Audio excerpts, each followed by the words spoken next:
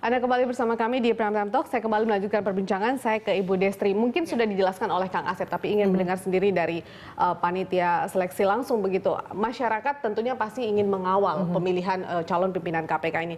Tapi kemudian nama-nama yang lahir mungkin atau yang terpilih 8 besar itu adalah mungkin Johan Budi yang mungkin mereka cukup tahu atau ada beberapa. Kalau Kang Asep mungkin beberapa koleganya atau pernah kenal lebih paham gitu. Tapi kalau untuk masyarakat awam bagaimana kemudian menilainya dan kemudian kembali mempertanyakan bahwa kok nama-nama besar yang ada kok nggak terpilih ini. Seberapa kuat sebenarnya atau seberapa tajam pengasahan yang dilakukan oleh Pansel KPK untuk memilih nama-nama ini, Bu? Dan bagaimana menanggapi isu ini? Ya, sebenarnya kan parameternya itu udah jelas ya. Dari tadi saya katakan bahwa ada 5 faktor memang yang kita sangat tekankan. Integritas, kompetensi, leadership, independensi, pengalaman kerja gitu kan. Itu kita lihat. Dan setelah itu kan kita juga ada di rangkaian terakhir itu tes kesehatan. Bagaimana hasil kesehatan dia, bagaimana kesehatan fisik dan kesehatan jiwa. Karena menjadi pimpinan KPK itu pressure-nya akan tinggi dan juga dibutuhkan fisik juga yang kuat gitu ya. Kemudian juga dari wawancara. Dari wawancara itu kami beruntung sekali karena di tim pansel ini kita sangat bervariasi. Kompetensi kita itu benar-benar bervariasi. Kita punya psikolog Bu Supra di mana beliau itu sangat mengamati dan sangat membaca gesture tubuh, kemudian membaca cara jawaban dan juga melihat hasil dari tes khususnya berkaitan dengan psikologi. Tapi Bu, kemudian bukankah pengakuan publik ini akan lebih mendukung kemudian terpilihnya orang-orang tersebut? Nggak, tapi itu tadi bahwa kita punya parameter yang clear. Nah, jadi pada satu wawancara itu kita bisa melihat secara menyeluruh. Pertama dengan kompetensi dia, leadership dia, termasuk juga masalah psikologi dia. Dan yang terakhir tentunya yang paling penting juga ada yang kita lihat adalah masalah catatan-catatan yang kami terima dari publik, dari lembaga, institusi macam-macam yang kami minta sebagai trackers. Jadi itu semua kita combine, kita gabung, dan karena kami merasa kami mempunyai kriteria yang jelas dan yang memang terukur, jadi kami memang akhirnya berani mengambil suatu keputusan yang memang mungkin orang-orang masyarakat awam termasuk Pak Asep juga terkejut-kejut karena terakhir saya tampil dengan Pak Asep masih beda gitu calon-calonnya ada nama-nama besar gitu segala macam.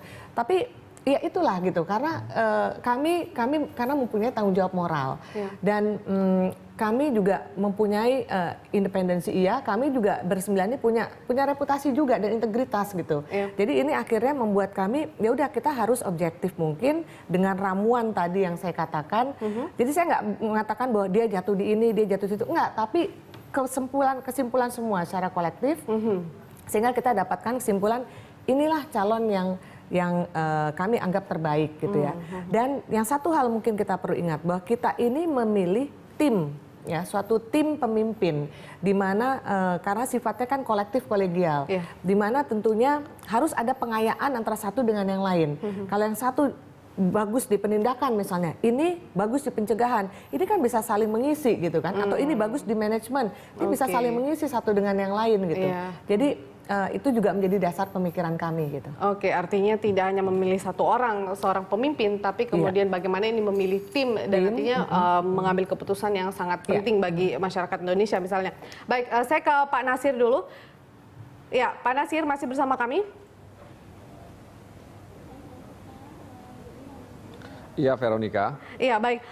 Anda dan Komisi 3 pastinya sudah mendengar nama-nama atau mengetahui 8 nama yang kemudian nanti dikerucutkan lagi menjadi 5 nama. Bagaimana kemudian tanggapan Komisi 3 melihat nama-nama tersebut? Adakah tanggapan mungkin seperti masyarakat awam yang melihat kok nama-namanya sepertinya kurang familiar begitu? Atau kenapa ada nama-nama besar yang tidak masuk begitu dalam daftar? Mungkinkah ini nanti menjadi pertimbangan juga dari Komisi 3 dalam melakukan fit and proper test?